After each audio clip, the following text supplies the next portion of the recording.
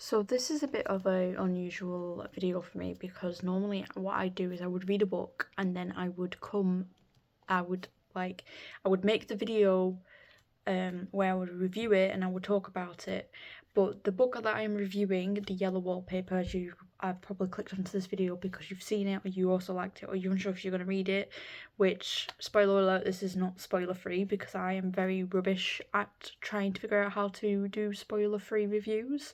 I actually read this book last month and then I wanted to do a video on it, but then I forgot to make the video. Normally if I don't do the video, if I want to make a video on a book, if I don't do it after I've read it, I will forget. I will forget what I want to say, I will forget what I want to discuss, so we are purely going off my Goodreads review, which was 5 stars. Let's check then. It was 5 stars.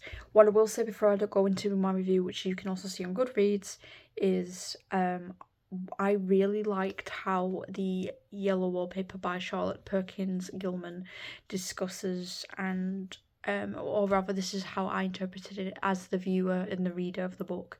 I really like how it handles the topic of depression and falling into madness.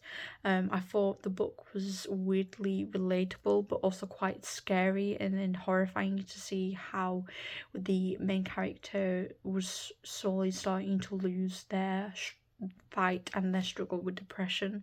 And I just think that I've been reading a lot of classical literature lately, and a lot of the books didn't age well in my opinion. We have this assumption as readers that if it's classical it is automatically going to be good, but in a lot of the short stories I've been reading they have just been pure utter rubbish. Like, it's okay for a read, I guess, but like a lot of books, a lot of the older ones rely heavily on religious imagery to carry them, which was more popular for the books at the time that they were published, but at the same time quite, I don't know, I find a lot of books that rely heavily on religious imagery to be quite disturbing, but I don't know if that's because of how I was raised and my own interactions with different religions over the years. Not always is it disturbing, but I associate religion with trauma more than anything. Full disclaimer there. So sometimes when I'm reading a lot of old books, it doesn't age or rest, or the language used doesn't settle right with me. The Yellow Wallpaper, however, I loved that book from start to finish. I thought it was a masterpiece in its own right, and I want to talk about it. As usual in these videos, I do just want to apologise if you see me like scratching my face and itching my nose quite a bit. I am very sensitive to dust. That is just... So I do want to apologise right now for that.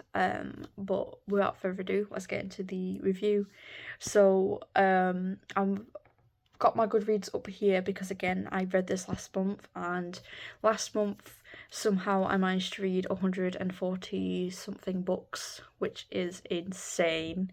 I read over 100 last month, but I do just want to full disclosure put out there that I read a lot of short stories. I have started dabbling in reading kids books that I wouldn't normally touch upon just because I like the pretty pictures, but also sometimes I find it helps me calm my mind down when I'm in a bad place. The Yellow Wallpaper, I actually listened to someone on YouTube do a audio telling of the book. I can't remember who it was, but I remembered that it was an absolutely brilliant telling of the story. I think I had heard of this book before, and I have had... This is one of the few books last month that I did actually take off of my to-be-read list. I can't remember how I came across this book. I can't remember if it was the librarian, one of the librarians from my local library that recommended it, if I'd seen it somewhere and was like, well, this looks interesting, or what. Either way, it was on my to-be-read list, so I read it. I'm going to just read word for word the review I have on Goodreads just because I really struggle with my memory. So we've got, what did I put? This haunting short story provides an incredibly powerful and raw look at mental illness, specifically depression, and the harmful effects of being misunderstood by those around you. Written in 1892, it tells the story of a woman suffering from postpartum depression, whose condition is dismissed by her husband and doctor as mere nervousness, forcing her into isolation. As the story unfolds, her mental state deteriorates as she is confined to a room with yellow wallpaper, leading to a sense of alienation. And that anyone who struggled with mental health can relate to. Gilman's exploration of being trapped in space, both physically and mentally, mirrors the experience of many people with mental health challenges, where the stigma, misdiagnosis, and the lack of understanding can exacerbate isolation. The story also brings into focus the need for self-expression, autonomy, being heard, all crucial elements of advocating for disability rights and understanding. The yellow wallpaper challenges readers to think deeply about how society has treated mental health and the importance of listening to and understanding those who face these struggles. I remember why I actually picked this book up. Why it was added. So I have struggled on and off with various bouts of depression and misdiagnosis over the years, and I believe this is, through various mates and circles, a book that I've heard people talk about briefly. I really liked the imagery of this woman talking about her isolation in this room and the yellow wallpaper, and how she talks about this woman that she sees through the paper. But when I was reading and listening to the story as well on YouTube, I remember it really struck with me how the woman was discussing this lady coming through the paper and how people were trying to get between her and this other being. I remember finding it quite scary listening to. I also thought that the yellow wallpaper, the way that it described, so in the beginning she's clearly suffering something, but it isn't yet revealed to the viewer.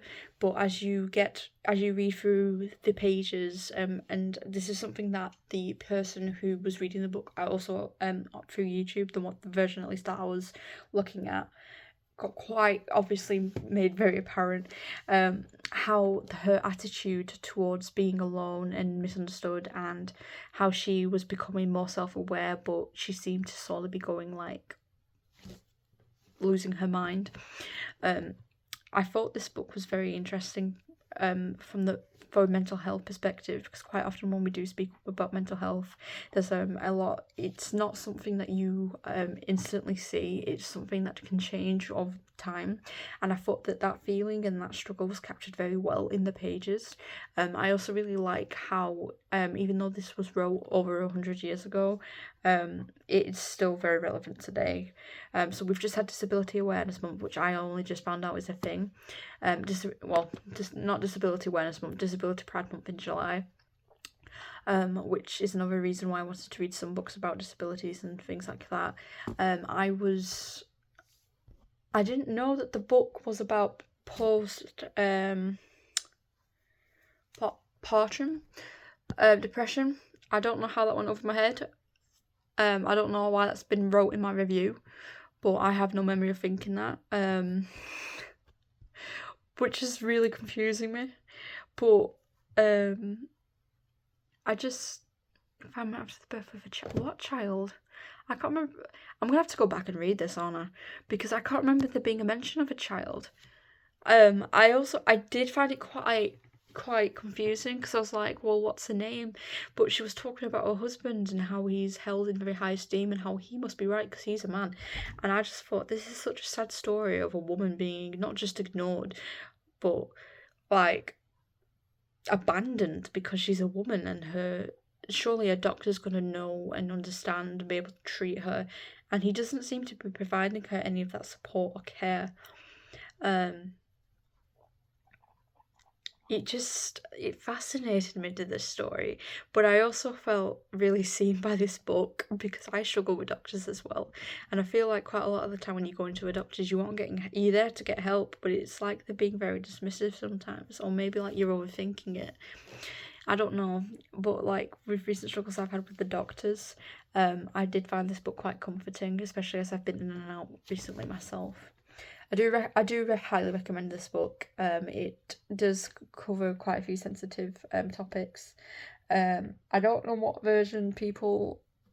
There's a few people who, when I'm just quickly scrolling through Goodreads, are saying that it's like 20 pages long, but the audio variant that I listened to said that the book was 59 pages long, which is the one that I've gone for. I will have to have a look to see if I can find a physical copy of this book in my library to read it myself and see if that changes anything.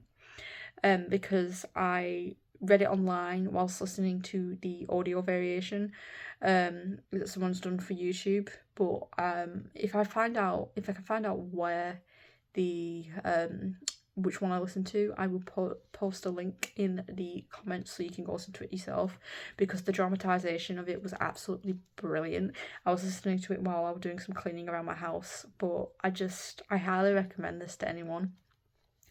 I'm sorry if any of this has been very repetitive, but like this, if you get like, there's some like 20-minute ones, there's like some that are like an hour. Just maybe have a look on YouTube, see if they, because there's quite a lot available to access, and this book has been made available in public domain on a couple of websites, I believe, but I am going to see if I can get my hands and do a part 2 on a physical copy of this book at my local library. But yeah, that's it for today. I just wanted to come on and discuss this book because this is one of the books that I did actually remember having a very good time with last month. If there's any books that you really enjoyed last month that you think that touch on like mental health, they're gothic books, or if they touch on like let's have a look. So short stories, fiction, mental health, gothic, or audiobooks, I am all ears, and please let me know in the comment section what you listened to or heard recently. But until the next one, see you next time.